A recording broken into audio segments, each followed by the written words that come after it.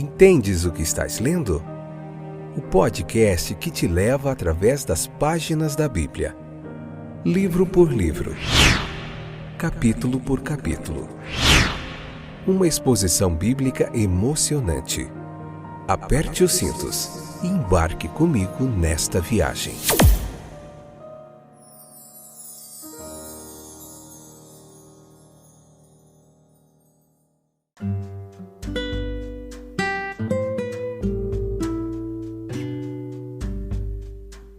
Chegamos no capítulo 18 do livro de Josué. Olá, eu sou o Fábio e esse é mais um episódio do podcast Entendes o que estás lendo.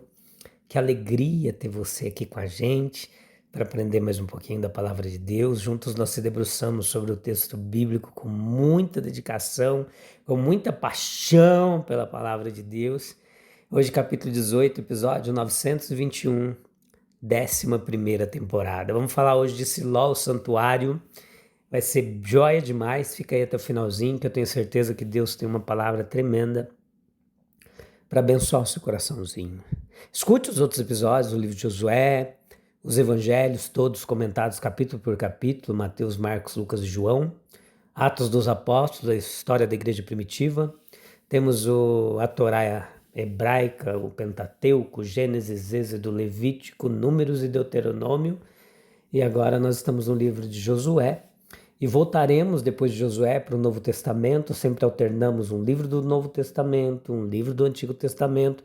Nossa intenção é voltar e prosseguir no Novo Testamento, depois de Atos dos Apóstolos, a gente meditar no livro de Romanos, onde tem muita lição preciosa para aqueles que, como diz lá em Romanos, nenhuma condenação há para aqueles que estão em Cristo Jesus, mas que não andam segundo a carne, mas segundo o Espírito de Deus.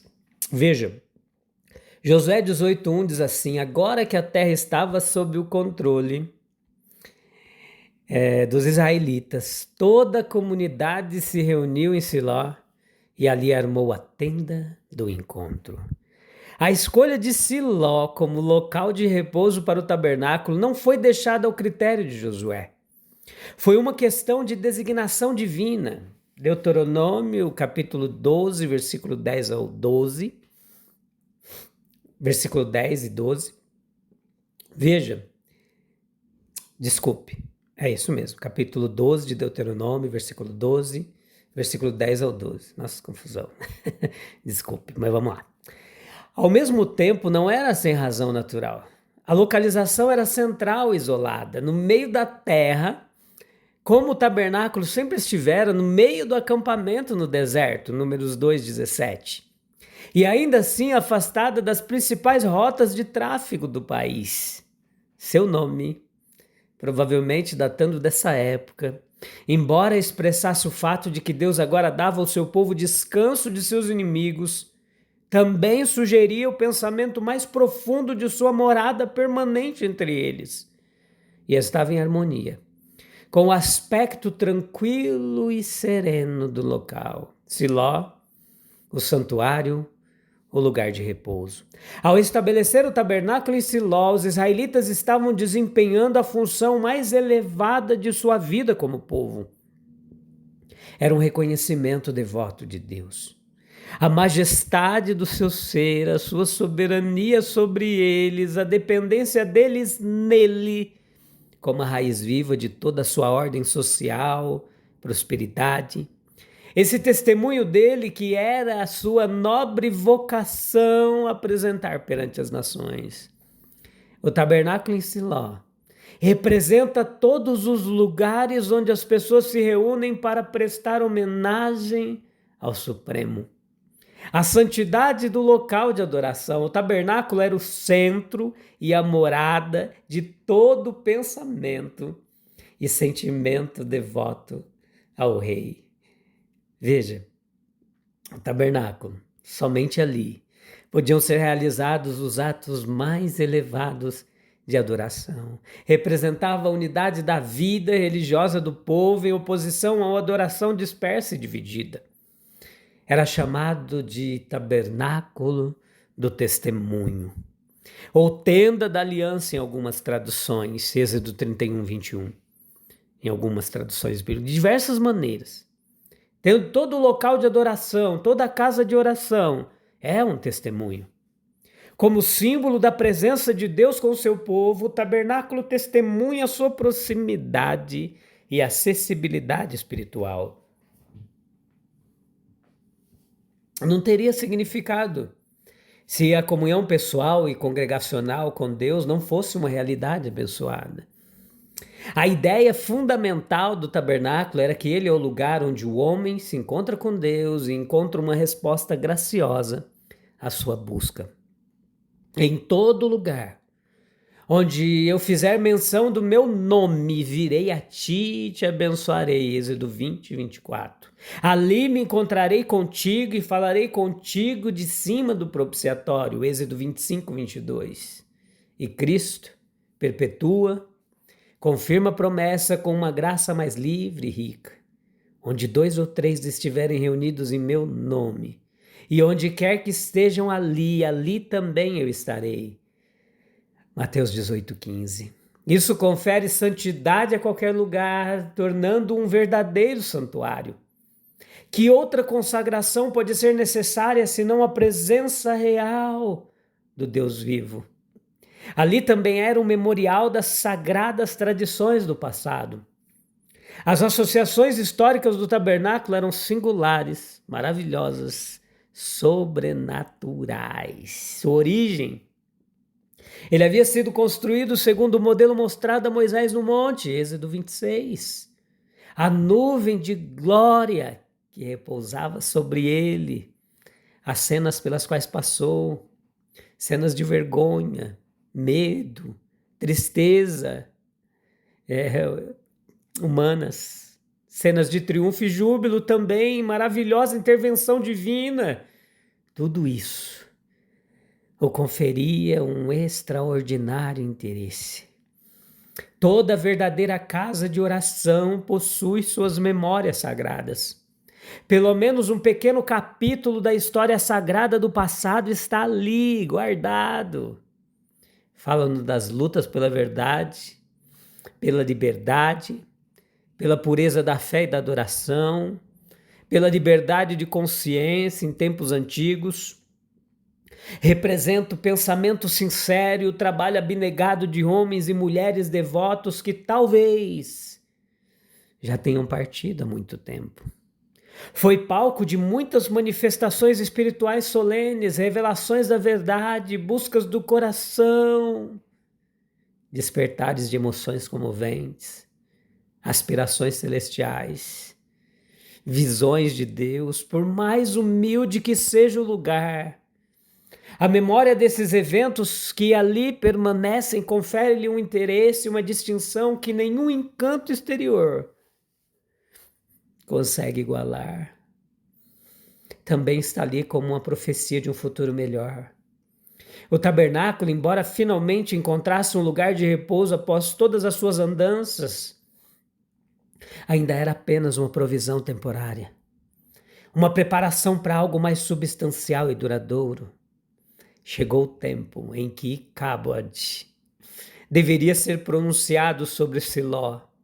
A arca de Deus foi levada, o santuário foi profanado e a glória desvanecida da tenda sagrada se perdeu. Enfim, no esplendor maior do templo. Até que este também desaparecesse para ser sucedido por um santuário mais nobre. Assim é com todas as cenas terrenas de adoração. Elas são apenas temporárias e provisórias. Afinal, elas expressam nossa fraqueza humana, a obscuridade da visão espiritual, a imperfeição da vida espiritual. Elas nos lembram sempre do véu que paira entre os santos e as alegrias divinas. Elas nos falam do tabernáculo mais perfeito, não feito por mãos humanas. Nós vemos neles uma profecia da adoração mais nobre do futuro e aprendemos por meio deles a elevar nossos olhos ansiosos para aquela cidade eterna de Deus, da qual está escrito: não vi nela templo algum, pois o Senhor Deus Todo-Poderoso e o Cordeiro são o seu templo. Apocalipse 21, 22. Existem associações pacíficas do local de adoração. Siló é um nome que se aplica a todo lugar de oração, a todo local de manifestação e comunhão divina.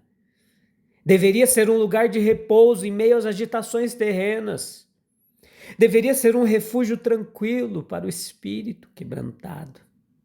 Longe do trânsito, da turbulência da vida, um abrigo para os fracos e cansados. Deveria ser um santuário para aqueles que são atormentados pelas contradições e perseguidos pelas dificuldades de um mundo hostil.